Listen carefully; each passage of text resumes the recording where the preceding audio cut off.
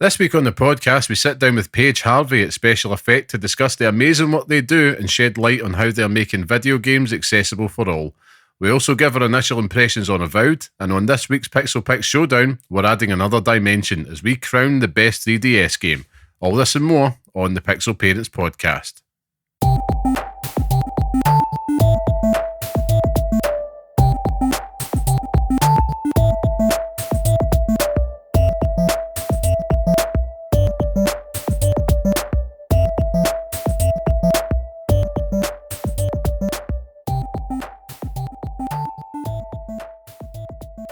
Hello and welcome to the next episode of the Pixel Parents podcast, the show that discusses all things gaming from the perspective of parents. I am your host, Liam Kelvin, and today I am joined by the bearded one, Scott, the tastemaker. Curry, how are we, Scott? I'm very well. It is currently pouring outside. Just as you started your intro there, it is fucking, the heavens have opened and it feels like my house is going to get washed away, but I've suddenly disappear mid-podcast, which I think I do halfway through this podcast anyway, so you might not hear from me for a bit, but I'll swim back. But no, I'm all right. I hurt my back this week lifting a TV unit, and I've never felt older, to be honest with you. I feel in a walk exactly like my 61-year-old mother, so that's fun. And yeah, getting out of bed is a hilarious task, so there they are. I'm better now. It's not going to be like that week where I was on painkillers and it sounded like it. I feel significantly better than that. So there we go. How are you? Yeah, I'm good. Good. I was just talking to you before the show. I've got I thought I had longer to the house move than what we actually do. And I was just talking to my lovely wife about it there, and my arse collapsed when I realised how long we've got to go. So it's kind of panic stations, just trying to get the most out of I think we've got 3 weekends or something like that left. So yeah, it's going to impact everything. We're just talking about how we factor recording a lovely show into this as well. So we'll make sure everything's there, topped up. We'll still be there every Friday for everybody. But by that, yeah, I'm really happy to be back here. It has been a bit of a weekend gone by there, and it's also just been hellish, just everything else. It's all kind of kicking off at once, just other aspects of life. I'm like, for God's sake, like sod's law, but I'm happy to be here talking video games, and I'm starting to see a bit of clear blue water to play some whilst I can. So yeah, all good. And I've been looking forward to this episode for a while. It's like we mentioned it right off the bat there, we've got a special interview with Paige Harvey from Special Effect, which of course we will share as this episode goes on. But before we dive into things, we've got lots of stuff to talk about this week, as always, Scott. We should get some housekeeping out the road. So of course, for those listening, this is the Pixel Parents podcast, a weekly podcast by parents who game for those who do the same, where each week we discuss all things gaming whilst raising little ones.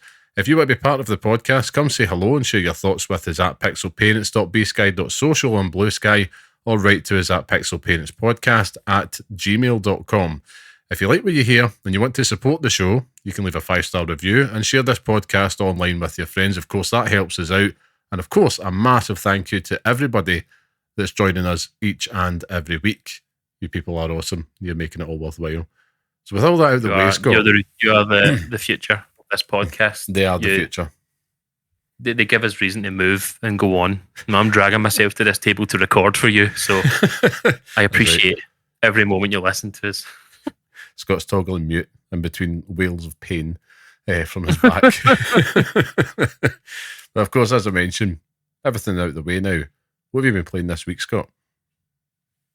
Had a bit of a sort of smorgasbord of a week of games. I'll tell a brief story though. So I finished Stellar Blade. Again, 10 out of 10. I've really got nothing more to add. It is as good as I said it was in the last episode, and it continued down that route. You know, it was when it ended, I was sad for it to go, but happy to move on. And then I had a new Game Plus playthrough to get the Platinum Trophy, which we finished in a few hours. Like once you finish it once, you can run through that game quickly, skip all the cutscenes and stuff, which is nice. So then I was kind of in like a holding pattern. I wasn't really sure about what I wanted to play.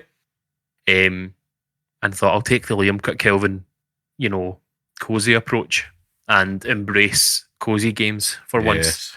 And what ended up happening on Sunday night was I got drunk and played Stardew Valley for 4 hours and listened to songs from Les Miserables and The Phantom of the Opera. What a night. Mate, honestly, I think the whole night peaked at about 2 a.m. when I was listening to Nessun Dorma, and I was like, this is it, man. Like, this is so good. Just weeping, tending to your farm. Oh, honestly, absolute forbidden gaming. I think I only done it because my wife was off, because she's a teacher. So when my wife was off on Monday, so it was like I've got a free night, so I was going to get drunk and play it, and I couldn't really be bothered playing anything else. Like we had Avowed coming up, and a few other games. So I was like, do you know what? I won't start anything meaty. So I've just been working on mine and the wee one's farm in between spurs of us playing it. So we've now got chickens. Currently working on our way to get ducks, and I fucking love Stardew Valley. It's the greatest game that ever exists. But as the week went on, I was like, do you know what? Monday morning, I'll wake up and we'll get Avowed played.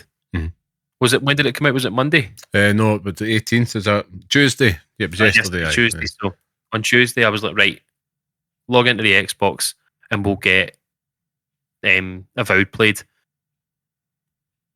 Logged in, and yeah, it doesn't open till 6 o'clock at night.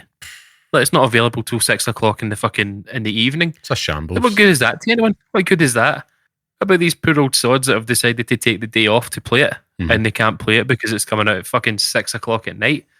What about that? Hey, people who have fucking families to take care of and want to get a wee game in before they come home from work. Hey, what Xbox, about us who are skiving Xbox? Indeed. What about us that are doing anything but? Yeah. Anything. I wasn't happy, to be honest with you, and Phil Spencer will receive a harshly worded email. Probably harsher than most of the emails that are coming out today because of this AI nonsense that they've hit out with their Muse nonsense, but we'll see how that works out. But eventually got into Avowed and downloaded it.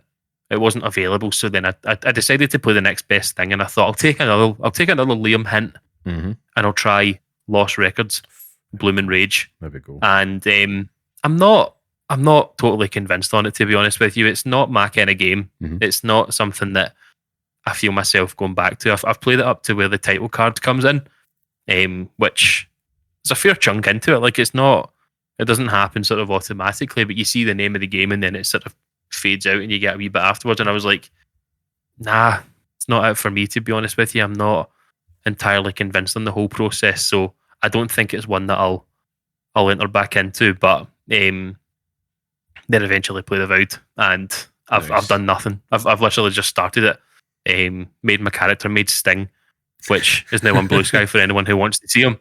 And what'd you call it? And yeah, I've done the opening, I've found the grimoire, and then that is it. I've done nothing more, so I'm honestly about half an hour into it. And there you go. That is my week of gaming. That's a pretty what'd you call it, straightforward week for you, considering. Yeah. But I suppose the chill gaming, I feel like I'm in my influencer era just now. I'll have more on that in a bit, but it seems to be just that time of year. It's going hand in hand nicely. I'm going on your Blue Sky just now, and that is a fantastic Sting that you have right there. Looks pretty good. Yeah, that is one Sting. It's like early WCW Sting. It really is. That's excellent. The one thing I'll say about it, the character creation tools are pretty good for what you're looking for. The hairs in it are terrible though. You don't really get many hair options. That's the one thing I'll give Dragon's Dogma. The Dragon's Dogma's hair options and character creator tools were excellent, but this one just doesn't have as much in it. So aye, I mean, and it's I've played a bit more of Avowed this week myself. Before I do, I've not, because Avowed and Lost Records, Blooming Rage have been top of my tree for ages here. and they've both came on the same day, which is fantastic. But because it's only tape 1, I thought I'm just going to wait with Blooming Rage, and I know tape 2 is not out until April, but even if I had got through tape 1 a bit closer, that might be something to follow up a certain Assassin's Creed with, perhaps. And yeah, I totally get what you're saying, because one of my crowning glories on this show is to get you to play and love Life is Strange True Colours. But I know when to walk away from the table, Scott, and not push my luck. So yeah, I mean, I totally get it. I feel like with Life is Strange, it wasn't not faster paced, but it felt like you had more purpose when you were moving around. Like there was more to do, and the stuff that you were doing, it felt like kind of you were living that, and it was quicker. Whereas this just feels like you're just sort of slowly meandering through certain areas. You live your life behind this video camera, which is fine, which is exactly what the game is wanting you to do. But it just almost feels like it's like it's just like, that bag scene from American History X? Oh, God. Where they talk about that bag floating in the wind. It kind of feels like that. American Beauty. The game. American Beauty, American History X. Completely different film. Yeah. But what'd you call it? It's definitely, I mean, there's going to be people out there that love it, the whole 90s vibes and kind of horror tropes, and the way that the world lives around, the way that you sort of fill in that world is great. And there's wee flashbacks to moments during the pandemic and stuff like that as well, which is spine chilling. Yeah. But it's for what it kind of wants to try and do. I think there's a game there for you, but I just think I think see if you're playing. Is there 2 parts to it? Yeah, so tape 1's out now, and tape 2's out in April. Got delayed right. So it feels to me that if you're playing tape 1 and tape 2 at the same time, it feels like it's going to be quite a. This might just be me, but like quite a slog. Like it feels so slow, and like the character interactions and stuff are great, but it just doesn't feel natural in a way. It's like forced and awkward, which teenage girls in America around the 90s. Probably exactly how it should have been. But to be honest with you, I don't want to sort of dampen it, because it is what it is. Do you know what I mean? Like, this is the kind of games that Don't Nod make, and there's going to be a game in there for people. But it's just, as I say, it's not for me. But I just couldn't vibe with it. So I'll continue with Avowed and let people know how that goes. Yeah, as time goes on. Now that I'm the first person aficionado. Well, I think the success story in there is the fact that it just highlights the value of having these subscription services. I suppose, like, there's 2 games we're talking about we're playing that have just came to the services day 1, and with Blooming Rage, you can go in, you can have a shot at it, and you found that it's not quite your cup of tetly, which is fair enough. But then you're absolutely just like, well, I'm not any money down here. It'd be different if you went out and spent 40 quid on it. That's a pretty bitter pill to swallow, but this way, I think this is the beauty and genius in the future, in action. We're kind of living it in it now. And same with Avowed. I mean, for myself, this week has obviously I had a pretty difficult weekend there with the wee one, with my daughter. And ahead of it, I had such plans, because after we had recorded, and you yourself, Scott, was just being a bad influence, and it's like, well, look, has it got an early access thing? We're there, go in the Xbox, and I see it was only like 16, 17 quid, and you're like, just go, that's no bother. You've been looking forward to it. Treat yourself. And of course, I did. I thought, bugger it. I can't wait, because at that point, I was just kind of meandering in the holding pattern, as you said, just to go in between the cozy gaming and Power Wash Simulator was taking over my life at this point. So I thought, I need to move on. I started Avowed and went through everything. Spent a good few hours on it on the Friday night and the Saturday. But then, of course, when Saturday night hit, it was just like my daughter, she was just having a really bad time with the sleeping. And it was quite intense. It can be, obviously, autism presents itself in many different forms. It's very, very much based on the individual. So no 2 people are the same. But for my daughter, it's like sleep is a struggle. And it was like getting up at 4:30 in the morning on that night into the Sunday, which was getting up from 2:30, where I had like no sleep at all that full night. And then I was into work the next day on Monday, like a half-shut knife. Just completely like, ugh. So Avowed wasn't really, I couldn't get too close to it. I did get dribs and drabs, but I couldn't get that like nice 3 to 4 hours in the evening that I was kind of looking forward to, which you really need with these type of games. But since then, I've managed to put more time. It's all settled down.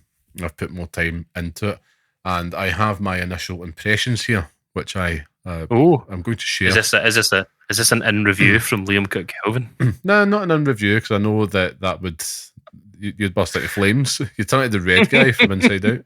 That's me. I think it's more impressions, and like we said, we will take like more of a book club approach, I suppose, to how we are almost like kind of reviewing these big chunky ass games, because we don't do this. We don't get paid for it to do this. It's not a thing we do for a living. We do have jobs and responsibilities to hold down.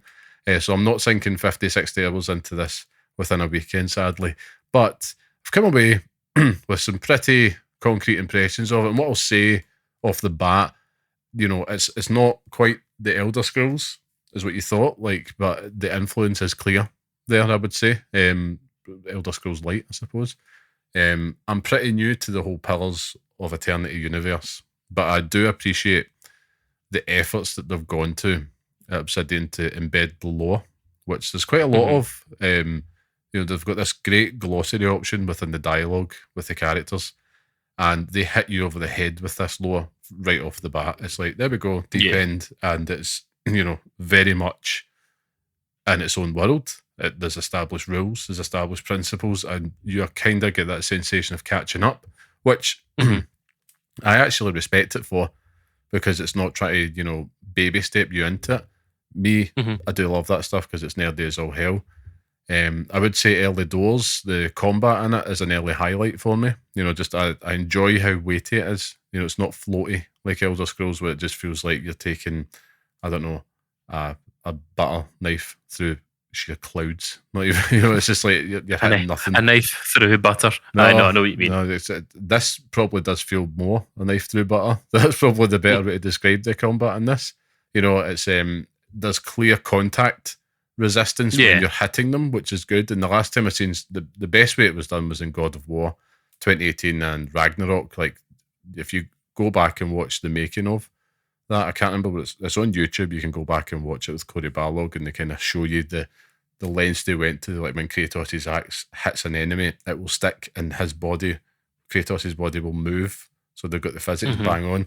It's kind of trying to ape that in a sense in the combat, if you're using something like an axe or a sword.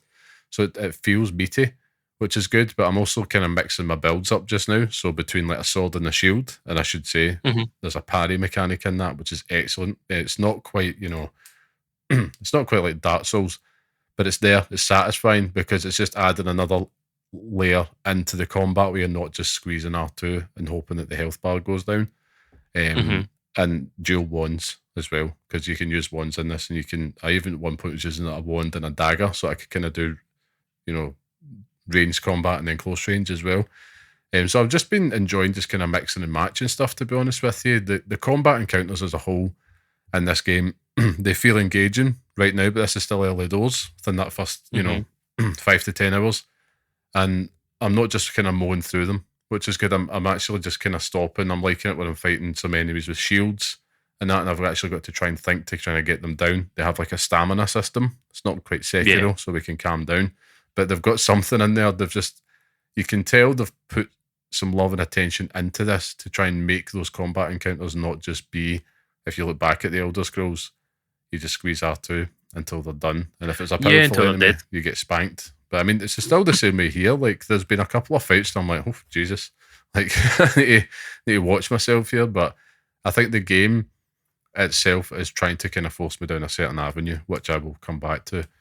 I'll say outside, I'll just cover the basics now, like, because that's just impressions, but I'd say like the traversal in this world, it feels great. It's not quite parkour, but there's that kind of hinting of fluidity and verticality and the geography and the scenery that does make the exploration just feel quite good.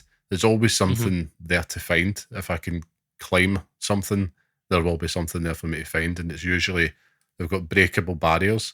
So they've got like wooden barriers that you can smash with a sword. You can have ones that you can like use fire or ice to break through. Like, I think ice is usually for metal ones, and you can get like spider webs you need to use fire for, which you can ask your companions to do for you, which is pretty cool.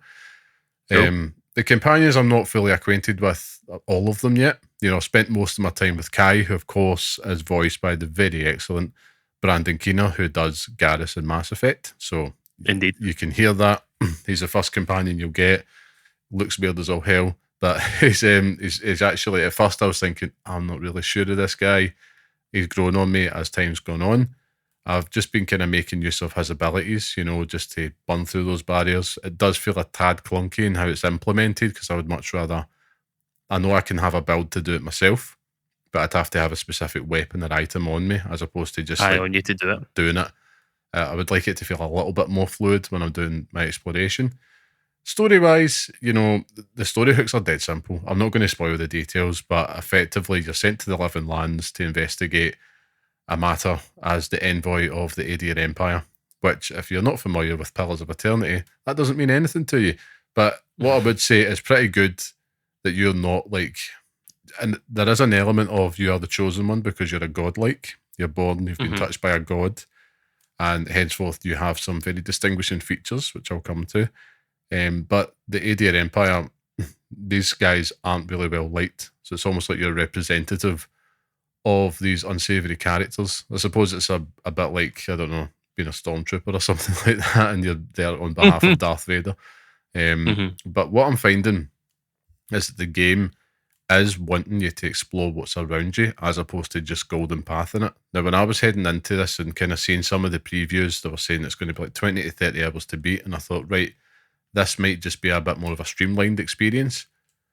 I've been pleasantly surprised that there's just always little markers around you. There's always kind of merchants to see, there's side quests, and that's what I've been doing. And the quest system itself, the main ones, it's kind of got little skulls next to it, the usual. So if you've got 3 skulls next to it, it's basically telling you, if you go on this quest, you're going to get malkied. So it's like, just take some time, go explore, level up, get some good gear, and then we can come back to this big chap. So that's basically what the game's telling you. So I'm finding that it's been very rewarding. You know, there's plenty of treasure and combat encounters all the time around you, so it does make it feel interesting. And then you've kind of got the constant use of like the sweeping music score, which does, you know, invoke those memories of Elder Scrolls type games. So before you know it, the hours are drifting away, which is great, which I'm enjoying. That's what you want. That's exactly what you want, though. Yeah, I mean, with the critical head on, I would say, you know, the UI and the inventory screens, they can feel a bit overwhelming. I don't know what it is, if it's just the font selection. That's kind of what it's like. That's kind of what it's like in Pillars of Eternity, to be honest with you. When you open up the menus, it's like, fuck. Like, no idea what I'm doing. But I see what you mean. Like, I had to change weapons earlier on, and I was like, I have no idea what I'm doing. Like, it's just, it doesn't feel simple, but I'm sure that over time it will, you know, become easier. But yeah, I mean, I did feel like that when I first started playing it. It was like trying to find the weapons that I want to try and use was a complete nightmare. And for me, it did just kind of, I know it's a bit nitpicky, and it's, again, these criticisms are all very subjective, as all of them are, with anybody, but it did take me that bit of time to adjust, and I'm still in that adjustment period. There's something about it I'm just not fully enjoying. It's not pleasing on my eyes. I don't know if it is, like, you know me, right? Said it before, I love a good font, right? Sean, the music man, he will understand this as well.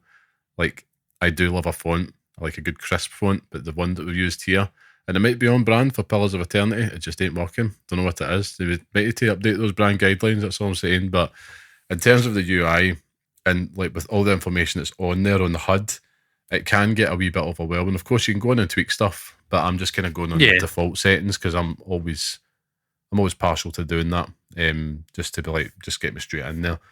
I'm not a big fan of the character art style, I have to say. Some of them look a bit like a Mattel doll at times. Again, purely subjective. Like, I've noticed that, like, there's a lot of similarities between character models and the presets that you get given for your character at the start. Of course, you can go in and tweak it slightly. But for me, I'm not going to spend hours and hours in there. I just made someone very basic, and off she went. That's the envoy. That was it. I am, on that note, so I mentioned earlier, you're godlike. So what that basically means is you have some form of fungus growing out your head or on your face, right? So that's the features that in this universe, that's how people can distinguish you as a godlike. So when they have the interactions with you, it's like, oh, I didn't know you were a godlike, and you've got like half a portobello growing off your cheek. That's basically what's happening. But I'm not a fan of the features at all, because your character, basically you can select the fungus feature on you to show. So maybe you want like the eyebrows, or you want your whole head encrusted and, little button mushrooms, whatever it is. I was just really grossed out by it. And it's very clicker, Last of Us vibes. I got that myself. Yeah, it is. It's just, I don't know how you thought of it, but thankfully you can turn it off, which I did. I felt like the options for it were either too much or too little. Like there was no sort of in between. Like I'd have liked a way to customize it myself, but I can always imagine that would have been an absolute nightmare to make possible. But it kind of feels like most of the options you either got like weird things around your face, which I wasn't fully into, or massive things growing out the top of your head, which I don't really want my character to look like that. So I didn't go with it. I've put them on them, but obviously just hidden them because I want it to look like Sting. But the good thing is, like, it doesn't taint the experience. Like, what it does say to you is that although you've said that you don't want it on, or say you want them on, but you don't want them to show it, the characters around you will still react to you as if you have them on you anyway. So it doesn't impact the experience for you anyway, which is good. Yeah, which is good. And I appreciate the fact that they give you the option to turn it off and on, because I did. It was just too much for me. It was just creeping me out, man. So turned that off. I have to say, I've been playing it on Series X. The game is run like a dream so far. It looks great in performance mode. It does look even better in quality mode. For me, I like the frame rate over the 4K resolution, but I have to say in quality mode it was quite striking in terms of like how good it looked. I thought all the scenery, the environments are quite refreshing. They're interesting. It's definitely doing that job, and I appreciate that, because usually these type of games on day one are riddled with bugs. Now, there's no doubt in there. I just haven't encountered any yet, so I've just been lucky, I suppose. But it's not a game that I'm seeing online a lot of complaints for bugs, so that's a positive that'll take early doors. Yeah, no, definitely, yeah. I will say, just all in all, it is still early doors for me, but I can see myself spending a lot of time in the Living Lands here, and there's a lot to get into, and I can't wait to see where my adventure takes me. I think if you enjoyed the likes of Elder Scrolls or any of the other Obsidian titles, this will be up your alley. It's just, I'm very, very pleased, because you'll know straight away, like yourself, when you're talking about Bloom and Rage, you know if a game's for you or not in your heart of hearts. Yeah. Sometimes you need to persist a little bit, but because you're like, right, maybe there's something here, but you'll know ultimately if it's going to be for you or not. And playing this, I'm just delighted. Like, there's another reason for me to get excited about my Xbox and turn that on every night. And I was saying this to you yesterday night, actually. I'm still just really just buzzing about my Xbox. It feels like it's entering a bit of a groove, which is great. And I've just got that excuse to turn it on, which I'm so happy with. And yeah, Avowed, it's definitely looks like it's early signs are pointing to it having the sauce. That's all I'll say. But I'd be intrigued to hear what your impressions will be when you've put a few more hours into it over the week, Scott. I agree with you. It's definitely going to be it'll definitely be interesting. I'm interested to see how I vibe with it as time goes on, because I'm not 100% sure about how I'll feel with it, but we'll see. I'll give it the old college try, as they say. And you do it. And that's the thing, as you say, you spoke about it earlier on about Game Pass and PlayStation Plus, is that these are the reasons why I want to try these games. Yeah. Like I wouldn't go out and buy Avowed. I don't have the excitement for it. And same with Lost Records, I don't have the excitement for that. But the fact that they're there and they're allowing me to play them is good. So yeah, it's always worth having. Yeah, absolutely. Just in case. And I should have added as well, you can play this in first or third person, which is great for you because you can toggle between. Well, that's true. I did try it, but they kind of say to you, like, it'll mess with your movement around and stuff like that. Like, your spatial awareness might be thrown off if you're doing it in third person. So yeah. I'll stuck with first person because, I'm the first person aficionado of this podcast now. So that's it. The year of transformation is upon us. So yeah, that was everything from Avowed. Outside of that for this week, I will say, I am a simfluencer. So I've had a few people get in touch with me this week just enjoying the excellence that is Power Wash Simulator, and I absolutely love to hear it. All from listeners of the show, of course. And again, if you haven't played it, including you, Scott, please join us and enhance your life, because it will absolutely give you the clarity of thought that you need at the end of a long, hard day. I am. I'm going to be staunchly against Power Wash Simulator, just because everyone else is jumping on the bandwagon. I'm going to be the one that's like, no, anti-power washing. Let's just go back to good old hoses and. I'm going to ask now, if you're listening to this show on Spotify, and if you have let the light of Power Wash Simulator into your life, I need you to let us know and to tell us, Scott, please play it. He just doesn't understand. It's the only thing better than it is actually going outside and power washing, which is also fantastic.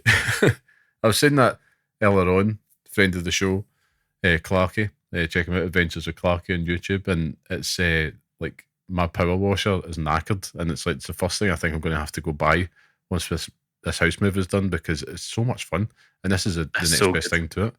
Just sticking on a podcast and some tunes. Next thing you know, 4 or 5 hours is away. Can't get enough of it. But by that, as I mentioned, it's been a hard weekend, so I've had to enjoy other means of gaming. How do I engage with it without actually playing games, Scott? So, I'm glad to. Here he goes. Brace for this one as well. Here we Brace go. for impact. So I've been enjoying YouTube playthroughs of Jurassic World Evolution 2. Just when, picture the scene, it is 2:30 in the morning. I'm not really going to go down the stairs. I'm on an absolute knife edge to kind of make a creak, so I've kind of got some headphones in, one ear, should I say, just waiting to hear if the wee one needs us. And yeah, it has just been an absolute blast. You know, I've been watching creators such as Pause Build and Rampy on YouTube, and I'm so impressed. Like, if you haven't played Jurassic World Evolution 2, it's just a park management sim. But what they do is they narrate it, and they very much do it through a scenario. So it's like, I've got 100 days to save Jurassic World, and they start from that challenge mode. And it's basically, it's so utterly fascinating. It's not just a case of, right, put a wee raptor there, there's a wee fence. It's everything. It's all about the profit loss and everything like that. They're so detailed, but they're entertaining. And it's the type of crap that your brain just needs to switch off again in the wee hours of the morning. So true.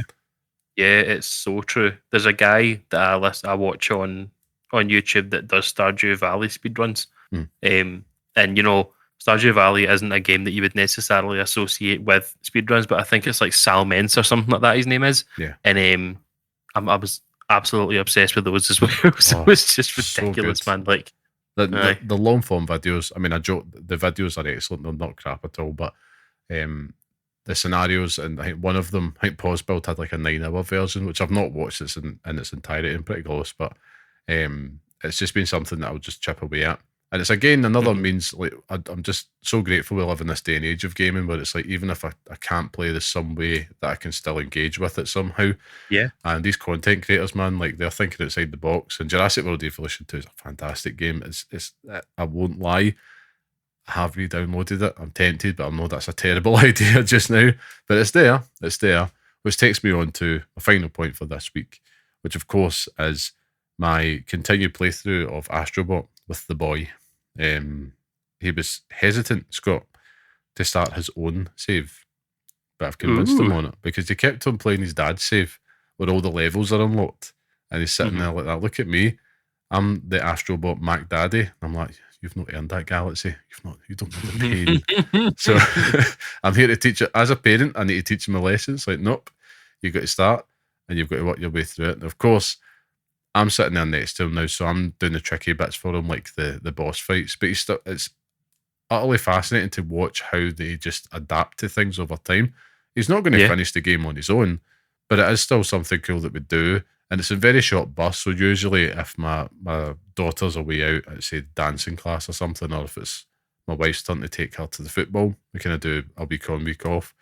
So when it's just me and my son, it's like, can we play Astrobot? It's like, hell yeah, we can. But just been enjoying that this week. And I should also add, it does somehow look better on PS5 Pro after the update. I can't explain it. It's like you're playing that on an OLED TV, and it does look sharper. The pisser is in action. You You can see the shininess on Astrobot's taint coming through. Yes, that's exactly it. That is Taint exactly is it. shinier than ever before. Oh, They man. should put that on the box. It's incredible though, like how the Wii ones do adapt to games and how their minds work when you're playing it. Like I've obviously been playing I've been playing Stardew Valley with the Wii one for ages now, and when we first started playing it, it was very much she would not help with anything. It was just would pass the controller, and her days were just she'd walk around for a bit and then go to bed. Whereas now we can play it in co-op. She's off doing her own wee thing, so we've found like she's got a training rod for the fishing, so now it basically helps her to fish. Yeah. So she can actually catch her own fish. And see the moment she caught one, it was like the greatest moment of her life. It was like, oh my God, this is pure incredible. And then just seeing the way that like she'll stop and she'll just stand and look at the waves. Like she plays these games the way that the creators want her to make them. Yeah. Because like she'll stand and appreciate the vastness, and like she'll sit down and she'll just like pretend that she's having dinner. So she's actual life simming this game. Whereas I am just full steam ahead, find every single mineral you can find, sell everything at a profit, get the farm up to fucking scratch, and then you can start doing all that. Whereas she's just like, you're in pure prospector mode. I do the lovely thing about that is the really lovely thing about that is see when you fast forward about 10 plus years time, and because Stardew Valley really has a timeless quality to it, she's going to look back on these memories playing together, and it'll still be something that she could pick up and play, and it hasn't aged. If you know what I mean? It's going to be such a lovely thing to look back on together. I'll be 42 at that time, and I'll be still be playing Bloody Stardew. It's so good. Okay. Like I've got a work trip going down to Manchester in the next few weeks, and I swear to God, I'm going to take the Nintendo Switch down with me just so I can play Stardew Valley on the trip down. Too right, absolutely. I mean, this is the thing that I'm absolutely dying for the Switch to come out now at this point, because my son will still play the Switch, and see picking that up, I'm like, my God, it feels so primitive. Like I can't believe at any point I thought that was a huge screen, and it's just dwarfed by like my phone these days. It's mental. But yeah, I digress. But before we move on to the main topic, Scott, we've got a bit of listener mail again this week, right? I took this one hard. I am honestly, I'm going to start taking it personally. Well, I won't read it out verbatim. I will paraphrase it, of course, just because we want to keep some things between us, and I think it comes from a dear friend and listener of the show, Ryan, who's given us another update on where he's at on his Nintendo Switch journey with his little one, and of course, just where he's been picking up off some of our recommendations. So, of course, the great news is his daughter loves the Switch and the games that we had talked about recommending, particularly Mario Kart 8 and Mario Odyssey, which is good. It sounds like he's taking a similar approach with Mario Odyssey as what I'm doing, or what we're doing with Stardew Valley and Astrobot, which is kind of, things get tricky, we're there to help. I will kind of admit what he said after that, because I don't want to give him a showing up, but he might be enjoying it. And because he wrote some pretty large checks about Nintendo. But that's excellent to hear. It does warm the soul. And he's going to go and give Animal Crossing a bash next, which, of course, Ryan, please keep us updated, because I'm really intrigued to see and hear how the Wii one responds to that one, because I think it'd be such a perfect game. I've been tempted to, but I can't delete my island. I can't do it. There's too many memories attached to it, so I'd love to hear how you guys get on. But then we move into the next part of this. Now, sadly, Scott, your recommendation that you campaigned hard for last year, that even I took you up on, of Alan Wake 2, didn't work out. Just somewhat yourself with Bloom and Rage, though. He's tried it for a few hours, but just wasn't his cup of tea, which is fair enough. I'm furious. Aye, but he did say he might go back to it sometime, which is good. So please do, because I will say, Scott, you had a blinder, hence why you got your moniker last year of the Tastemaker with Alan Wake 2 and Final Fantasy VII Remake last year, and Alan Wake 2 is absolutely one of the greatest games ever made. So maybe it is the wrong time for it. If you're feeling it, definitely go back. But instead, they end up going off the back of some of my recommendations. He checked out Sniper Elite 5. He's enjoying that, which is great. So it's, again, I was so terrible at it, so it's good to hear that someone is actually good at it and be able to just kind of pop Nazi skills for hours on end, which is great. And yeah, sounds like he's absolutely like bossing that by the sounds of it. And of course, he's the best thing, the crowning glory of this is that he's downloaded Power Wash Simulator to see if it's really as good as Liam says. He's going to update us on that, and he has on Blue Sky. It sounds like he's seen the light. He's enjoying the Zen experience that is Power Wash Simulator. So yeah, thank you, Ryan, for that. We absolutely love to hear from you, and yeah, we can't wait to hear more from you, mate. It's and extra points for letting the Lord, the light saviour that is Power Wash Simulator into your life. It's always something I love to hear. Maybe we'll get Scott there one day. Maybe. Never. Staunchly opposed. Oh, just even if it was like the best game ever, just like no, I'm never playing it just out of principle now. Well, depriving myself of joy. I think you have to do it. You have to do it. If I could get on board with Final Fantasy VII, you can get on board with this. You totally could. But who knows? We'll see. But anyway, it's time to move on to the main topic of the show. And as promised, we've got something very special lined up for you this week, folks. So we are sitting down, myself and Paige Harvey from Special Effect. So I'm now going to pass it over to myself in hopefully a non-clunky fashion, and it'll all be seamless thanks to the technology of today and Sean, the Music Man, Murray as well. I've made an ass of it already, but anyway. You've done this. It's all going to pot. Oh, go and enjoy Liam speaking to Paige Harvey from Special Effect.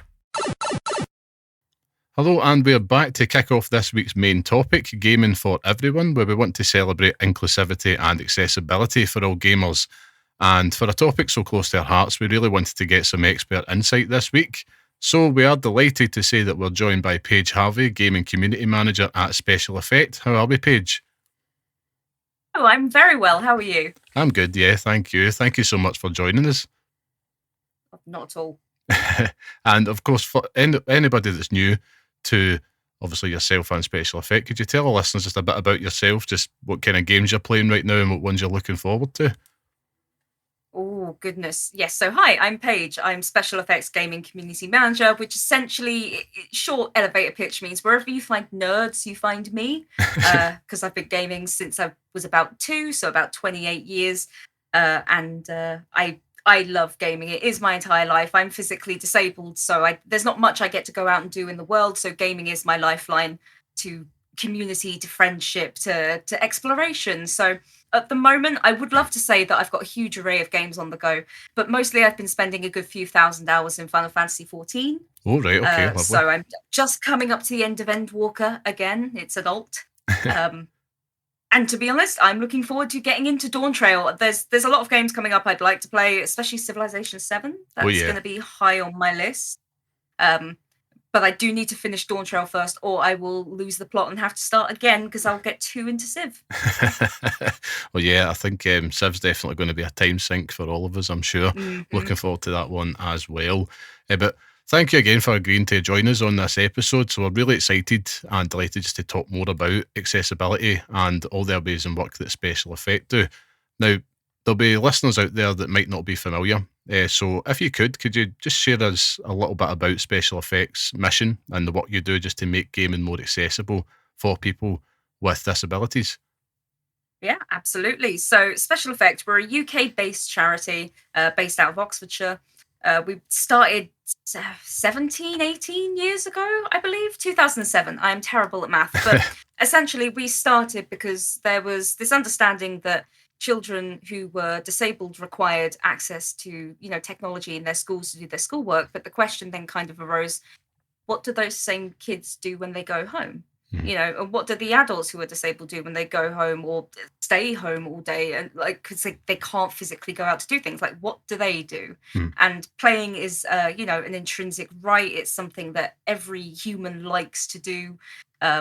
And so Special Effect was kind of born out of this idea that everyone should get to have fun, should get to enjoy entertainment, should get to engage in that sort of community and love of gaming. So we started up very simply with just helping young people usually access gaming. And over the last, as I say, 17, 18 years, we've grown into a charity that helps people of all ages to access gaming. So very simply, say somebody with cerebral palsy had weakness in one arm and thus couldn't use a standard Xbox controller, they might come to us and say, I really want to play Sea of Thieves.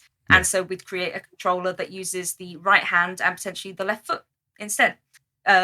just very simply, we take each person individually, look at what they're living with, look at what they want to play, and then find a solution. So we've gone as far as creating voice scripts for playing RuneScape, to just very simple adaptations for thumbstick height for somebody that might not have as good control over their hands, to creating eye-controlled setups for Fallout 4 for a gentleman that wasn't able to use his arms or his legs.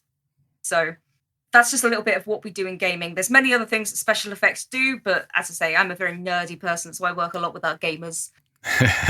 That's amazing. I mean, thank you for that. I mean, I think it's such an important mission what you guys are embarking on. I totally agree with everything you're just saying there. Like, you know, gaming ultimately should be for everybody, and it's a matter that I suppose it's growing closer and closer to my heart. Like my daughter has some disabilities. She's on the autism spectrum as well, and it's one of those things where I see it more and more often. It's entering the conversation more and more. Like, how do we make games more accessible for all? Because it's something that could easily be taken for granted, I suppose. Like, you know, it's just one setup, and that's not actually the case for everybody to enjoy gaming. I mean, I suppose that leads me on to my second question for you. What do you think game developers and the industry as a whole could do just to make games a little bit more inclusive and accessible by design? Ooh, it's a very good question. And I will say, I think the industry has been trending that way to making more sort of inclusive and accessible games, especially if you look back to, you know, some of the bits that launched on the 360. They didn't really have the hardware nor the, you know, years and years of experience going forward to put too much accessibility things into their games. But you'll look at things like Sea of Thieves these days, where it will take you half an hour to read the accessibility options themselves before you can even start playing the game. Yeah. But as for what people can do, I think just going forward, hiring disabled folks who've got lived experience, talking to disabled folks who've got lived experience, and that is people who are physically disabled and who are neurodiverse as well. Because again, as you said, like people who are autistic, I'm autistic, require different things. Oh. I cannot hear without subtitles. It's very silly, but I'm not gonna take in anything without subtitles. So that's just a very simple accessibility measure that can be quite easily implemented for any game that has any kind of, you know, text that we need to be able to process, whether it's written down somewhere and needs to be clearer or whether it needs to be heard. And so it's, you know, written, which is great. So working with people, obviously reaching out to organizations like Special Effects. One of the other things that we do is use those years of experience to create free resources for game devs. So one of those is called the Dev Kit. Quite simple, bunch of different videos that the team has put together with an understanding of how to make your games more sort of friendly for people with motor accessibility issues.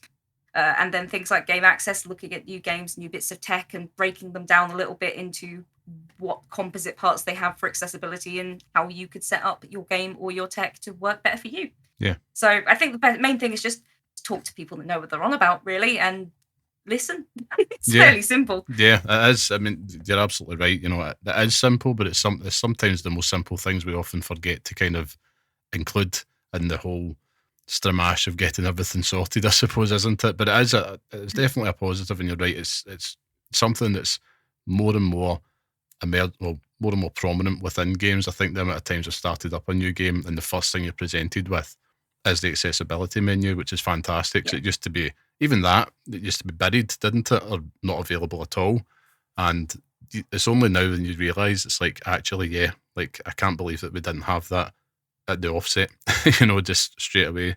And it's something, I suppose, it's got better and better. There's been some games, I suppose, that have led the way that in the mainstream level, but there's obviously good examples in the indie space as well.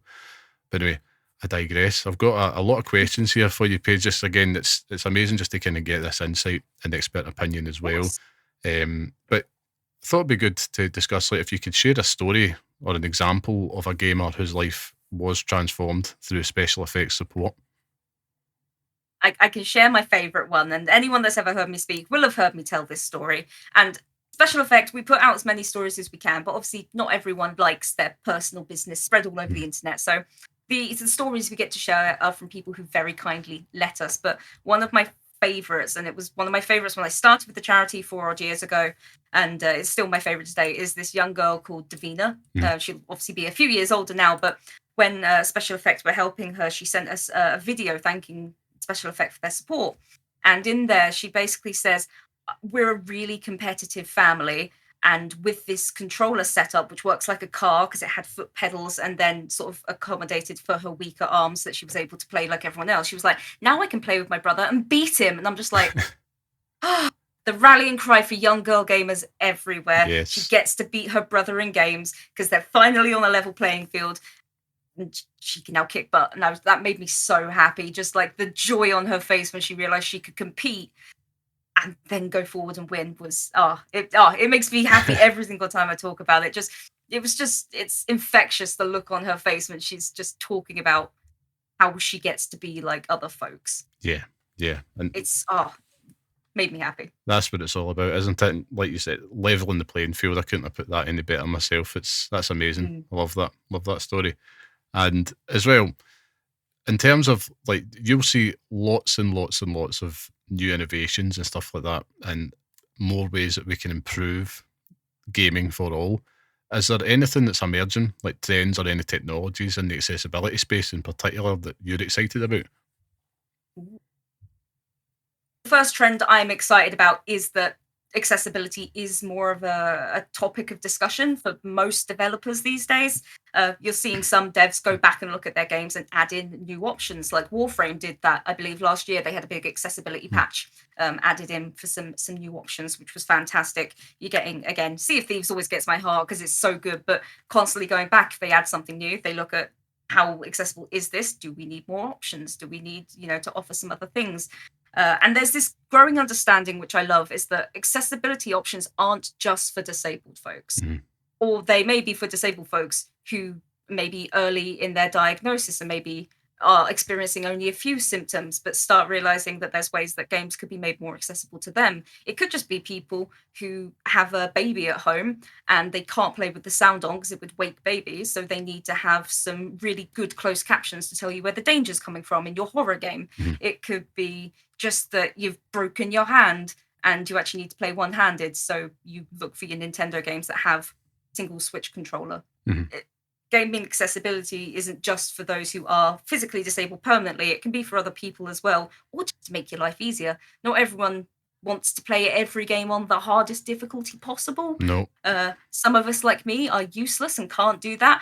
I just want to feel really cool, so I'll stick my game on easy and blow everything up and then just be like, yeah, I did a great job. That's one of my favorite trends. I guess the other, in terms of technology, is eye gaze is still something I'm really interested in. Eye gaze uses special cameras, as it were, to track the movement of your eyes, where you're looking, if you're blinking, that kind of thing, and will map that onto sort of mouse movements. So certain games, things like eye gaze games, is a website that Special Effect has with free eye-controlled games, or iMine, the software, again, that we made to interface with Minecraft, so you can play with your eyes. But it just means that if you are completely hands-free, you can still play a game. This technology initially started, and it was huge, as in physically huge, because it was initially used for marketing, to see where people looked on a screen. But these days, it's shrunk into the size of a tiny, tiny webcam, and the prices are shrinking too. I think they're around the 150 mark at the moment, so still a little up there. But you're able to use them now to supplement playing games like Elite Dangerous. You might be, flying around space, but want to look physically around your ship to access different menus. And it's so good. And it's going to be so brilliant for people with reduced mobility, potentially people who are in hospital, who don't have access to a limb or multiple limbs if they've had, a stroke or a severe illness or an accident. But people will still get to use the computers, still get to play games, still get to interact with others and get that community aspect back. Yeah, that's so essential. I mean, that is really fascinating. Like to be able to track your eye movement and to engage with games just on that, just that very, very minimal input, I suppose, is incredible. Absolutely incredible. And yeah, I suppose, my day job is in marketing, so I can totally see the case use for that as well. But yeah, it's just one of those things when we're talking about all these new technologies and making use of it. It really is like how we're only limited by our imagination, I suppose, or how far these wizards can take it, I suppose, and just kind of open it up for more people, which is always a great thing. I love that. I absolutely love that. in terms of like for our listeners as well, so we've talked about special effects mission as well. I thought it'd be good to touch on it. What's the best ways for our listeners to get involved or to contribute to what you guys do? Really depends what the listeners do personally. So I work with a lot of streamers, creators, podcasters, video makers. And I mean, it pretty much speaks for itself. If you do those things and you would like to do one of those things in support of special effects, you get in touch with somebody like me, or you get in touch through our social media or our website and you say, hi, this is what I do. How could we do something together? And then we will have a chat. Same as we do for people that, we support. If somebody wants to support us, we're going to work with you on a one-to-one basis to make sure you get everything that you need. So we've got things like Game Blast coming up, which I'm sure we'll touch on later, but we have other streaming events throughout the year. But if you're of a more sporty persuasion, we also have lots of things like golf days. If you've got a fun run in your town you personally want to run for us, we'll make sure you get a shirt and we can help you out with anything you need for that. The Kilt Walk, I'm hoping to do that in Edinburgh this year. If you want to do a bake sale at your local school, anything you can think of that you think, hey, that could help benefit this charity, we would love to hear about it. And the weirder the idea, the better. I worked with a metal band a little while ago that wanted to release a charity single, and I was just like, hell yeah. That I did not expect that to land in my inbox, but that's amazing. It's so good. And I mean, I think one of the important things for anyone that wants to get involved with us to know is that special effects support to the people we help is entirely free. Because if it wasn't, it would not be accessible. The cost of living is constantly going up. People are having to choose, between food and heating or even keeping a roof over their heads. And so entertainment and fun isn't on the forefront of a lot of disabled folks' minds. So if special effects can be there to remove that burden and be like, as long as you've got the game, we will supply you the controller for as long as you need it until you're ready to purchase one for yourself. You just get this one, keep it. If it needs editing, we'll edit it. If you decide you really want to play Baldur's Gate 3 now, we will work on the new setup and send you out all the bits that you need. And as I say, entirely free, because to me, it's just the right thing to do. Yeah, it really is. It really is. And that's amazing. It really is amazing. And so many different ways you can get involved. I love that one about the metal band. I absolutely love that. There's so many fun and strange ideas. It's just whatever you think of, I'd love to hear of it. Oh, that sounds like a challenge. I'll take that on board. Oh, yeah. I should also add, I've had to be sitting here toggling the mute button because, as you know, we are a podcast all about parent gamers, and my son, who's 4 years old, is downstairs, and it sounds like he's having an all-timer tantrum, which is great. It's been one of those days. It never stops. Fabulous. Never stops. But of course, we talked about how people can get involved as well. But I think more importantly, if you're someone with a physical disability or is neurodiverse and you want to start gaming, but you feel overwhelmed, what's the first step they should take to reach out to you guys? I think the first step is take a deep breath, because I do know that sometimes people will say, oh, there are other people worse off than me. Oh, there's other people that could need help more. Oh, I don't need help a little bit. Get those thoughts out of your mind. If you're somebody that wants to access a game and you need help doing so, we're the charity for you. Like, it's just that simple. We have an incredible team of OTs. They will go through essentially triage, as it were, but they will try and make sure that everyone gets spoken to as soon as humanly possible. Usually within a couple of weeks, we try and get back to somebody. So I would say first step, take a deep breath. Second, have a think about what games you want to play, because that's really helpful for us. Because if you go to the specialeffects.org.uk website, there's a section that says contact us, and there's a form you can fill out to say, I want your help. And in that form, it says, what condition do you have and how does it limit you? What kind of thing do you need help accessing?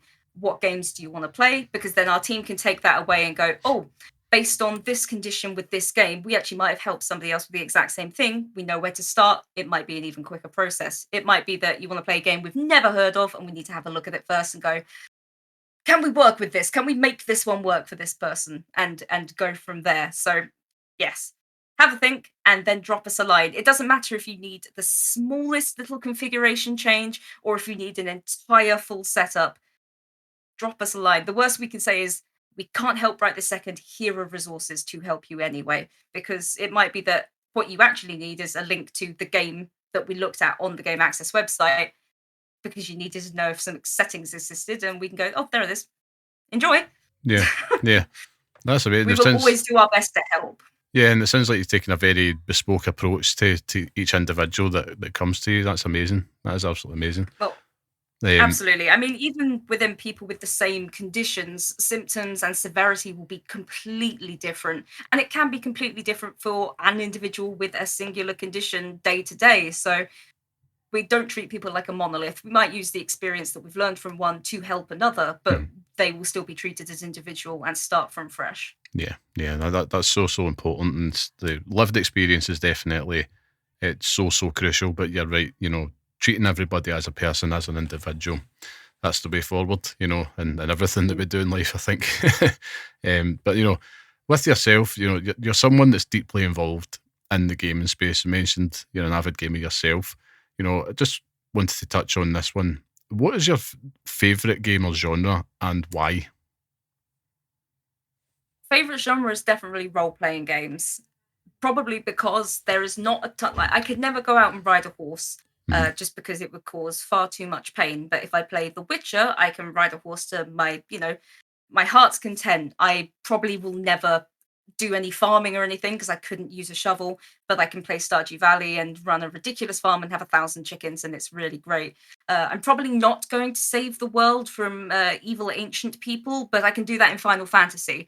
So the games that I play are very much about immersion and getting to do things I would not get to do. So anything that role plays, anything that immerses you, that gives you a brilliant story and then challenges you, those are my favorites. I play a lot of horror, actually. Because, again, being scared, this sounds so silly, but being scared can be really scary. So trying to find a way to engage in something that scares you in a way that's healthy is fantastic. So getting to, I'm probably not ever going to end up on a spaceship being chased around by a weird xenomorph being with a flamethrower. Yeah. But I can do that in a video game and enjoy myself. I mean, you're a lot braver than I. I am the resident coward on this show, so I tend to avoid horror games because I probably just don't like being scared. But you've raised a good point. Maybe I should actually put myself and challenge myself a bit more. And again, a little bit of healthy exposure to that isn't a bad thing. There's definitely some good ones to start with that start you off with that was scary, instead of, oh my god, why am I doing this? I'd say Resident Evil 8 is a very good choice. Because it's both as funny as it is scary. It has a very 80s campish movie quality to it. So I might check that out. It's a good one to go with. Yeah, I might check that out. I recently braved Alan Wake 2 after a year of like Scott telling me you must play this. I braved it and absolutely loved it. But yeah, I'd need to be a little bit more braver because I know there's some fantastic games out there that I'm missing out on. And I'm with you, RPGs all the way. I think that power fantasy is absolutely the ultimate form of escapism for me. So I'm totally with you on that one. So coming back to the games, of course, if you had a magic wand for saying, if you could make one dream accessibility feature universally available in every single game, what would it be? I guess I'll be cheeky and give you two answers, because one for me personally, but one for disabled folks at large. For me personally, I want vibration control in every game, because I play with a controller for everything, because I like trying to use a keyboard with arthritis is a little uncomfortable at times. But then occasionally you'll get into a game and the vibration will be set up to 10 and I'll drop the controller because my hands and wrists just can't take it. So for me, give me vibration. I still want it there because the haptic feedback is interesting to have, but I don't want it to hurt me, thank you. So that's my personal dream accessibility feature. I think for a general one is button remapping. I think I would love to see that in as many games as possible. Keyboard remapping and button remapping. If you've got a suggested setup, remember that not everyone can play that, and see what you can do to put in rebinding. Because if a game is rebindable, you can pretty much make an accessible setup for it. It's just that simple. Whereas if that doesn't exist, you have to work with the confines of what is set up within the game. And I think that's what makes older games a bit harder to set up, good accessibility kits for, at least with modern hardware. Because one, you've got to get it to work with the old console or, an older PC. But you also have to work with the kind of buttons and things that were set up before. Whereas these days we might be like, oh, actually, if I move that to a bumper, it'd be so much easier. Yeah. I mean, I've recently kind of got into the whole, like, what's available to me in terms of button remapping, just through the use of some of the, like, the Xbox Elite controller and like the DualSense. I can't remember what is the posh one, but it's basically using like the back paddles and stuff. And I always have that thought, it'd be great if you had complete customization. And there's, like it says, there's been times where, you know, I don't know if I'm maybe having to use one hand because I'm probably doing something else, like, you know, with the kids or something like that. Probably should be giving them full attention at that point. But yeah, it's such an interesting point, and as well with the vibration one. I would never ever put two and two together, but it's such an excellent point you've made, especially with all these, you know, HD rumbles and, you know, DualSense, these intensive rumble features kind of getting added into controllers now. Yeah, it must be quite a barrier, you know, because they don't actually give you. It'd be great if you could just toggle the sensitivity, you know, as opposed to it just being medium and high. That would be fantastic. So yeah, let's hope. Let's manifest it into the world. Manifest that one. Good. Now, we've obviously touched on, like, we are a family show as well. We try to be as much as we can. We're also two grumpy old Scots guys, so we do drop a swear word every now and then, but we are a family show. But what a question here for you is that gaming, obviously, it often brings families together, young and old. So how does Special Effect, you know, work with families to ensure that kids with physical disabilities can join in the fun and play alongside their siblings or friends? You mentioned that in that story earlier, but is there any other examples you've got there, just like kind of how they work with the families at large as opposed to just the individual? Yeah, absolutely. So, I mean, we used to do a lot more sort of in-person stuff at, you know, immediately before COVID. And obviously a lot of the young folks we work with will be, you know, immunocompromised or maybe otherwise compromised. So we give people the offer, do you want to see us in person immediately, or do you want to do something virtually first? But if people want to come and see us in person at our offices, we have what's called the games room, which is a very big, nice plush room set up with bunches of different game demos, different consoles and things like that.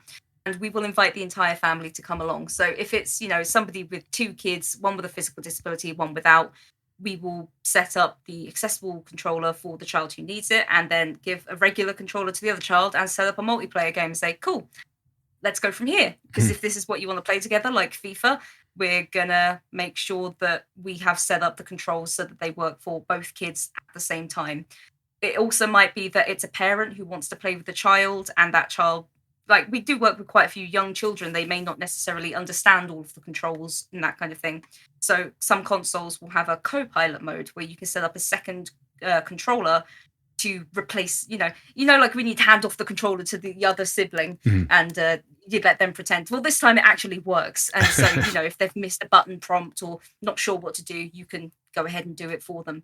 So where gaming is collaborative, we do our best to set it up collaboratively.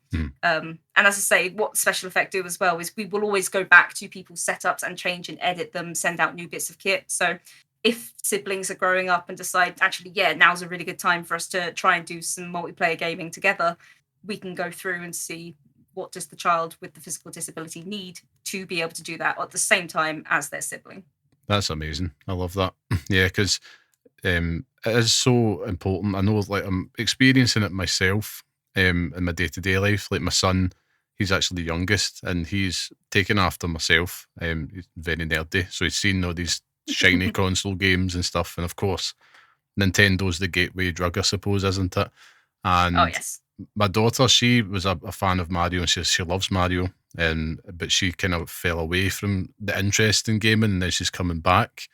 But it's like, there was a game that we had, and it was like a Barbie game, because that's her absolute favourite. Right? She adores Barbie to the hilt, and we got the Dreamhouse game, and it wasn't probably the best way to say it was a bit of a disaster, to be fair. It was just she got very, very overwhelmed by the kind of, you know, the amount of options and stuff like that, and the game itself, the game wasn't great as well, so that didn't really help things. Everything was kind of sluggish, but she is now she's seen her brother do things, getting more involved, and that's just amazing, just to kind of to hear that you're working with the whole family on that, and just, yeah, it brings us all together, and it's wonderful when it does happen, because, yeah, gaming should be for everybody at the end of the day. Absolutely. So at the time when this podcast will go live, we will just be a few weeks away from Game Blast this year. Now, Game Blast, of course, has become a highlight for so many people in the gaming community. So could you tell us a little bit more about Game Blast 25, what makes it special and what makes it special for both gamers and Special Effect? Yeah, absolutely. So Game Blast is our sort of big fundraising campaign that we do specifically for content creators, streamers, gamers, podcasts, basically anyone nerdy again. It runs every February, as it has done for the last decade or so, and I've been running it for the last 4 years, I believe. But essentially, it's the last weekend in February, though, of course, people do literally join in every single day in February. I'm not particularly precious on time. Everyone's got their own requirements. You know, if you've got parents listening to this, I understand that weekend, probably not the best time for you to get involved, but an evening of a weekday might be better. That is perfectly fine by us. But it's when we essentially say, do what you normally do, but do it for charity. So if you love streaming games, come and do it for us for that weekend. We will make sure that you have all the resources that you need, videos, stories, stream assets, and then tell your community about why you love gaming and why it's important to you and why you think other people should be able to get to do it. Because while the funds that it raises are, you know, so vital to Special Effects, and I'm sure we'll talk about that in a minute, the other thing it raises massively is awareness. And it's not just awareness of the charities that other people donate, but it's some of the people watching your stream or listening to your podcast may be disabled or have a disabled family member, and they never knew that this charity existed or that there was any kind of help out there. Yeah. And if we can reach those people, we can help them. And that's one of the big things for me, is just a lot of people that go on Twitch, I see, are a lot of disabled viewers because they may not be able to play the game that they're watching themselves. So being able to say, we might be able to help with that, by the way. It makes me so happy just to be able to invite more people to get involved in this sort of community that we love. And Game Blast is really special because it brings together so many beautiful people who want that as well. So if you do go onto something like Twitch on the weekend of Game Blast, you will see hundreds of people live doing everything from building Lego to Mario races to randomizers of various games to being eaten by dragons, Elden Ring challenge runs, everything. Yeah. And just causing a bit of chaos, all because they just want other people to be able to love gaming as much as they do. And I always find that beautiful.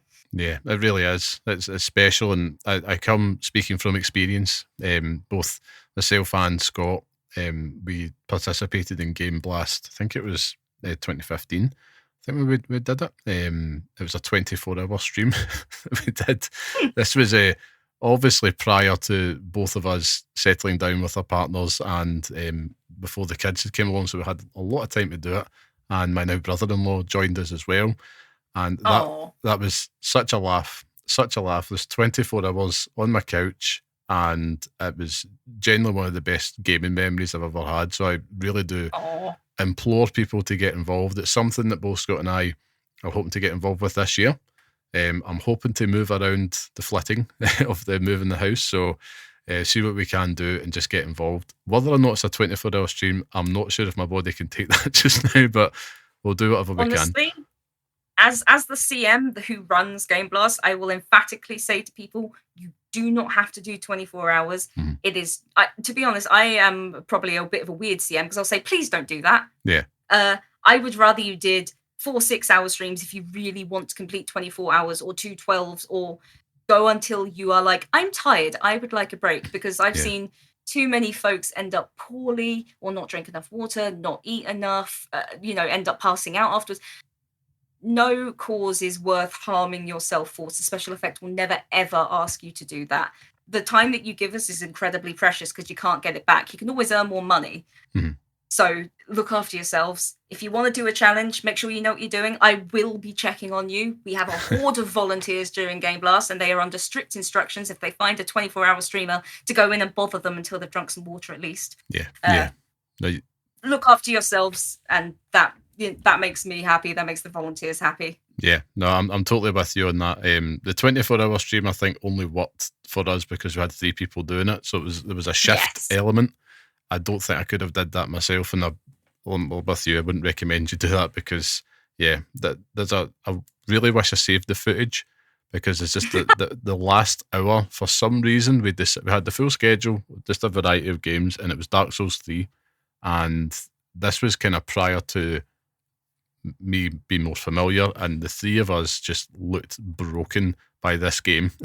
Like, we were feeling okay, but it was just the wrong game at the wrong time. But it's still something, anytime at all, anything at all, even if you want to just kind of share anything you're seeing about Game Blast, it's well worth it. It's well worth it. I totally recommend it. But you touched on this earlier, Paige. How does the support and awareness generated through Game Blast events impact the work the special effect does all year round? Well, as mentioned earlier, special effects services are entirely free. And you might say, well, how is it funded then? And it's funded entirely by supporters. We don't have any governmental grants or anything like that. So all the money that special effect has to be able to help people is made by streamers, creators, trusts, bake sales, golf days, all the kind of things that individuals get together and do is what makes it possible for special effects to do what we do. Which I can't even say how incredibly thankful we are for that support. Whether somebody can donate £1 or raises 1,000, both are just as valuable to us, because we can't continue the work without either of those, pieces of support. So the fact that we have Game Blast come together and we have all these incredible creators, as you said, you did one in 2015 and you still remember it nearly a decade later and think of it fondly. And if this event can leave that impact on other people, and somebody says to them, hey, is there a cool charity? And they go, oh, there's this one I did this gaming thing for. That's amazing, because that brings us more folk who we could either help or who can help us. It's very much just building a community of like-minded folks who love gaming and want to help others experience it. That's kind of what it does year round, is it brings us all together to do something very nerdy and fun, and then we all get to feel good about it afterwards and know that having had that fun, it will benefit other gamers. Absolutely, yeah. Well put. And I suppose for listeners out there who are sold on it now, they want to get involved and they're new to Game Blast, how can they get involved, whether by themselves or with their families or just as part of a large community? How can they get involved this year? Absolutely. So it's very easy. Sign-ups, there is no time that sign-ups close. You could literally get halfway through the final day of it and decide, actually, I'll go live. You can sign up then. But if you go to the specialeffect.org.uk website, there is a tab and a little banner that actually says Game Blast, and that will take you through to the main part of the website. You can sign up via Tiltify or Just Giving. If you're wanting to do something much more nerdy and streamy focused, you probably want Tiltify. If you're wanting to do something more homegrown or simple, you probably want Just Giving. It's an easier one to set up. So depending on your comfort level with tech, you've got two different options. And then you will be invited, to join the Special Effect Discord, which I run, where, again, lots of different like-minded folks. So any question you have, if I can't answer it, you can bet there's a horde of other creators that will and will happily give you any advice you need. And then you will be contacted by myself via email with, as I say, access to all of the assets that you might want or need, case studies, stories, and invite that if you need anything, you can just drop me a line. We try and be as available as possible over the sort of Game Blast period. So we will always get back to you as quickly as possible. But it's just that simple. If you've got an idea as well and you're like, I'm not ready to sign up yet, or I've got some questions, you can message on the Discord, you can drop us an email, you can send us a message on social media. We may not see that one as quickly, but you can always drop us a line wherever you find us, and it will normally find its way to me. Awesome. That is amazing. And yes, I will be in touch afterwards, because I'm just going to check to see what the availability looks like. But I'm hoping, I'm sure I can shift a few hours. Moving house isn't that hard. You stream from boxes. It works. It's fine. That's it. I can have like some type of mobile rig jigged up in no time. Yeah. Moving house stream. There you go. There you For every go. £1 donated, I'll move another box. That's it. Maybe I could put my Tetris skills to good use in the back of the truck. Oh, that'd actually be hilarious, but you might end up with some extra fees if it doesn't go well. I know. Oh, well, we'll see what I can get away with. I'll speak to my partner about that one. So, Paige, thank you so much for joining us. That's been absolutely amazing, enlightening, and I'm hoping that our listeners will be buzzing to get involved with Game Blast and learn a little bit more about special effect and get involved with the work that you do. Now, where can people follow yourself and Special Effect online if they wish to engage and just kind of keep up to date with what's happening? Absolutely. So if you go to Linktree and then Special Effect, you will find every various social media that we have.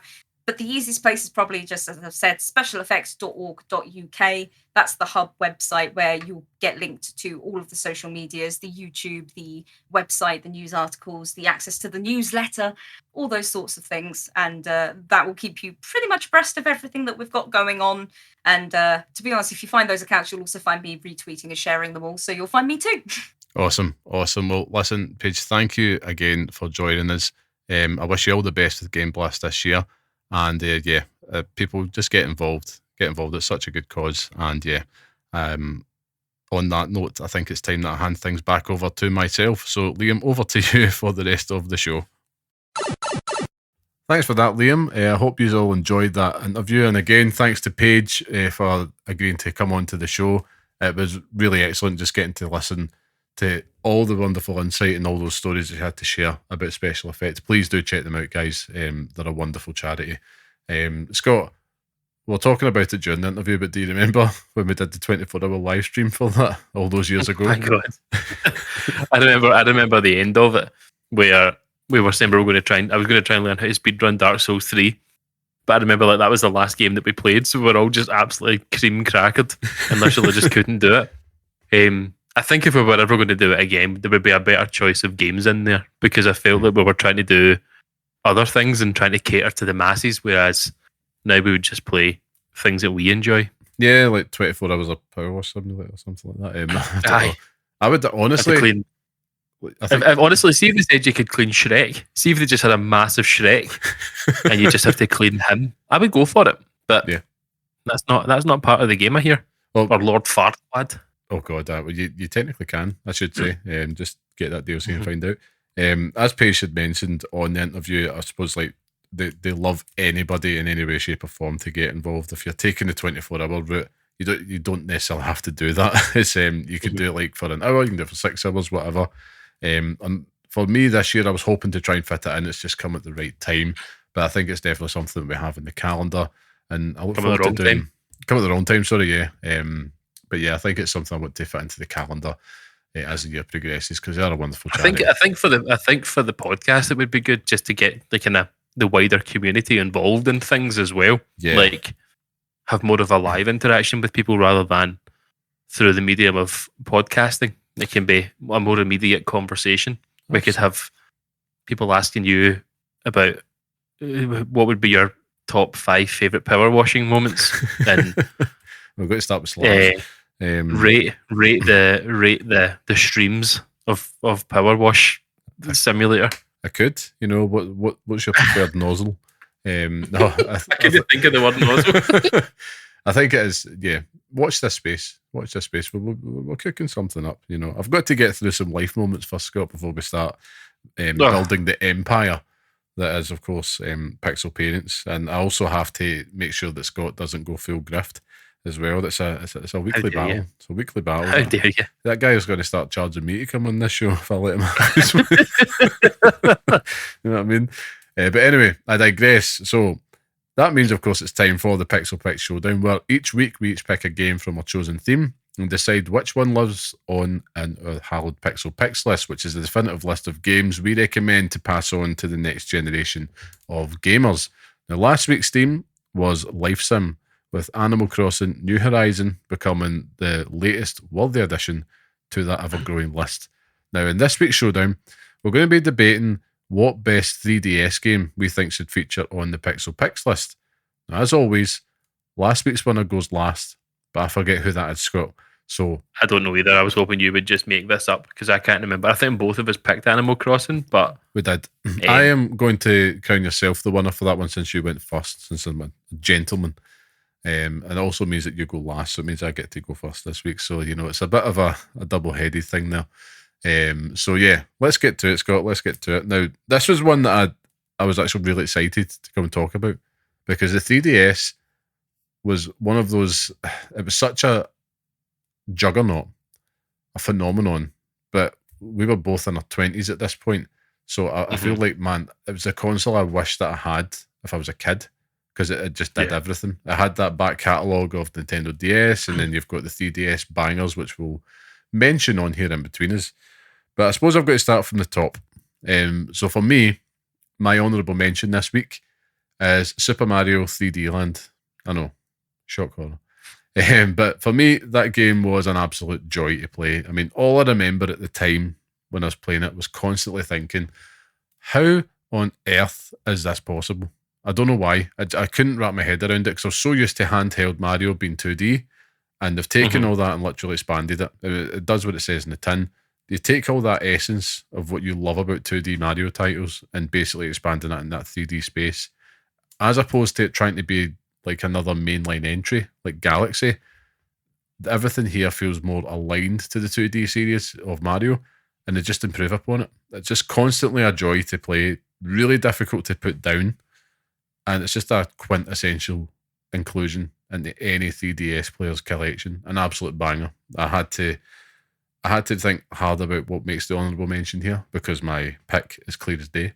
But this is an absolute banger. Now, that brings me on to my pick. Now, I really, really wanted to take the easy route here, Scott, and just pick. I kind of get the feeling that we both might pick the same game for this. I'm hoping so, because I didn't want to pick my favourite remake of all time, which is Majora's Mask 3D, which is on that bad boy, my favourite Zelda game. But for me, I didn't want to pick a remake. I wanted to pick something that just felt purely 3DS. So for me, my pick is The Legend of Zelda: A Link Between Worlds. Simply remarkable, which is, of course, a sequel to A Link to the Past, which is one of the greatest Zelda games of all time as well. But then this absolute beaut comes out of nowhere, and it has no right to hold its own against its predecessor, and for some, it actually beats it. I will leave that open to interpretation. The key feature here, of course, is just that merging into the 2D paintings, into the wall, into that 2D space. Thematically, it was absolutely inspired, but also in the real world application of it being on a 3DS, and your big feature is a 2D feature. Genius. Like, they've just inverted it. Literally adding that new dimension to solving puzzles and accessing areas. It really made use of the 3DS feature as well. Which, did you ever make use of the 3D function at all when you were playing it? I very rarely did. It was just kind of like every now and then I would toggle it all the way up, like, ooh, that looks weird, and then turn it back down. I'd just do that every now and then. But, I played this again recently last year, dug out my 3DS, still pristine, so chuffed. My wife was like, should we give it to the boy? And I'm like, no, absolutely not. He's not earned it yet. Maybe one day. He's getting this, he'll inherit the Switch. I'm like, there's no point for me to inherit the 3DS, but we'll come back to that in a minute. But I played it again, and it still stands up as one of the best Zelda experiences out there, man. Like, easily, for me, it's the best 3DS game out there. Like, and it had no right. I'll never forget picking that up just to be like, I might as well. It's Zelda. Like, not really a lot of buzz, and just playing that endlessly until I finished it, and still picking that up as far as last year. It still holds up, man. It's unbelievable. What a game. 10 out of 10. Yeah. No notes. Yeah. Well, it's funny you should say it, because it is also my pick for this week as well. Yes. I think that when I think about the 3DS, it is the first game I think about. The honourable mentions for this week are the two remakes, to be honest with you, Ocarina of Time and Majora's Mask. I do think Majora's Mask is a better remake in some way, shape or form. I think it sort of harnesses the essence of that game and sort of deals with it in a better way. And it's the one that over time I think I've played more on the 3DS, but A Link to the Past was an absolute no-brainer. Like, in terms of what Nintendo do with their games and how they innovate and use the consoles, it's exactly what the 3DS is made for. Oh yeah. You have your 3D plane and you have your 2D plane. And the first time you do it, you're like, oh, fuck, this is amazing. And then, like, yeah, it's so cool. Like, the way you move around the world, you can go through cracks and stuff like that with it. It's just ridiculous. Yeah. And then you've seen it used in Mario Odyssey and stuff like that over time as well. So it's definitely capturing something there, but it's a phenomenal game. I never finished it. And to be honest with you, I didn't realise that it was the spiritual successor to A Link to the Past because I'd never really noticed it. But It is fucking it's amazing. Like it's so cool. Yeah. And as you said, it is everything that the 3DS was made for. So it was the only game I could have picked for this. Yeah. But yeah, that's you've made the case for it, so I don't even have to say anything about it. It's just lovely. Kind of. I'll tell you the story about how I got my 3DS. To be honest with you, if you'd like to know how I got my 3DS, so I've never bought. Let me try and figure this out. I haven't bought a Nintendo handheld myself in my whole life. To be honest with you, I don't think. I didn't buy my 3DS. My wife bought me it for my 21st birthday. And I remember going to the game and buying it, and it was like, oh, here we go. It's like there's a lot of money for back then. Like 21 years old, it was a lot of money we must have spent on this. So I was like, fucking hell, man. Like my wife must have been hiding money around that time. But she bought me it for my 21st, and the same goes for my Switch. My Switch was an engagement present. Yeah. So I bought her an engagement ring, and she bought me a Nintendo Switch 2 days later. Good trade. I don't know who's getting a better deal here. But it was just, it's an incredible thing. Like the 3DS was fantastic, and it's one that I've wished that I kept. I'm sure it's in the house somewhere, but it's just not something that I've ever kept because I'm always itching to go back and play like Professor Layton and stuff like that. So I've always got an excuse to have something like that around. But it really was just the perfect wee console. Like even just things like Street Pass, all the daft wee things on that, your Pokemon games and stuff as well. You even had that Pokemon game that had the pedometer on it, so you'd walk around and it would do all the stuff for you. You could carry around like eggs, or you carry around Pokemon inside of it, and it gives them experience points as you walk. Yeah, because I was that sad that I had it, because I remember I think I was talking about this last week actually, Heart Gold, the remake, so it came with that pedometer. But I remember going out with it once or twice, feeling like an absolute loser. And then I just put it back in the box, and it stayed there forevermore. Because I'm like, I can't be doing this, man. Because I must have been about like 19 or something. I was like, I can't be walking about a Pokemon pedometer in my pocket, man. No chance. See now though, if you done it now, you'd look all right. Well, maybe not the age that you are, but if you were that age and doing it now, it'd be like, I mean, you'd be cool. But I don't know if it would suit a man in his mid-60s, to be fair. But that's true. To be honest with you, people are like, oh, just leave him. He's just doing his own thing. Just leave him. He thinks he's Ash Ketchum. I did absolutely bang on. Like I was quite relieved because we've all got like a box under the bed or in the loft or something like that, and my 3DS was sitting in there in the case.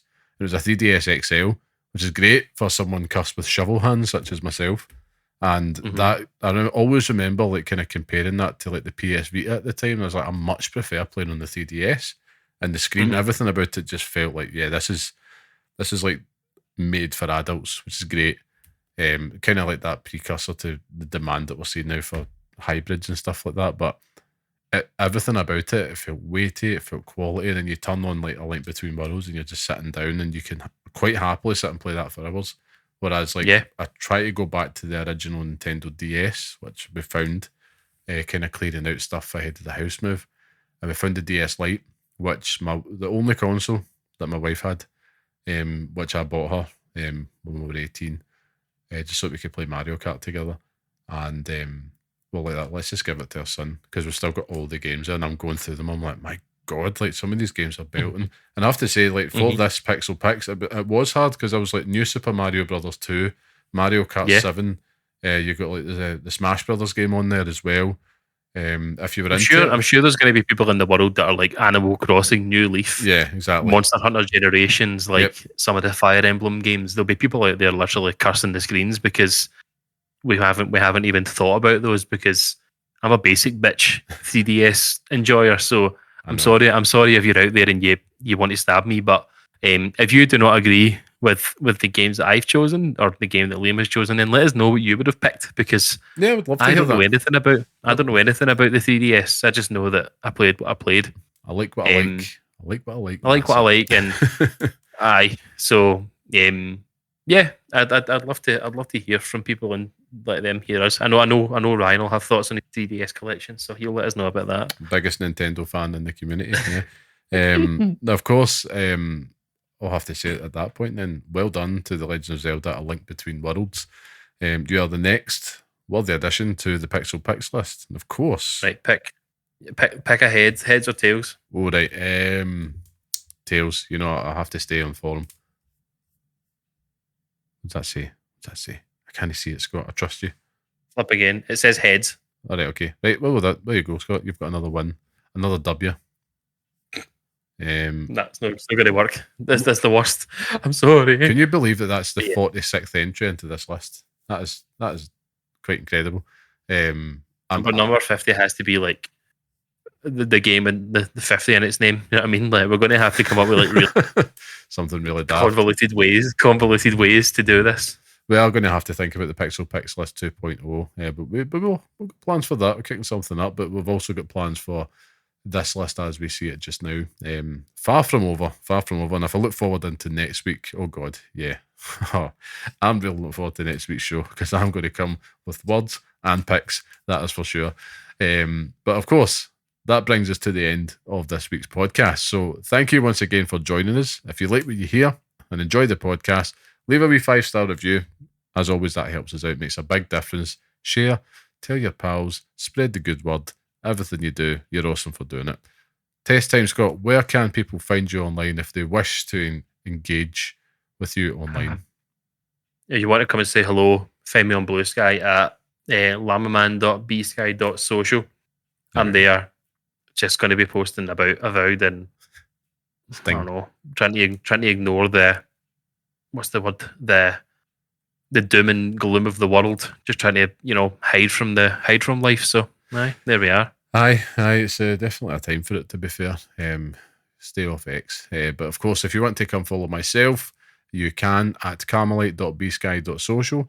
Thank you to our producer and music man, of course, the very talented and very handsome Mr. Sean Murray, who makes all of this possible each and every week. And again, one last final thank you to Paige and Special Effect. Please go check them out, guys. Again, we'll make sure everything in the tweet on Blue Sky, or the skeet, should I say, on Blue Sky, is all there if you want to go follow their channels. Check everything out for Game Blast that's coming up this year. Get involved, go support creators that's doing it, donate, whatever way you want to do it. That would be fantastic. And of course, you can listen to the next episode on all major podcast platforms. And of course, follow us on Blue Sky at pixelparents.bsky.social. And if you want to, be like Ryan, write to us at pixelparentspodcast@gmail.com. We'd always love to hear from you. But until next time, stay safe, stay sane, and thanks for listening. Play Alan Wake 2, you fuck.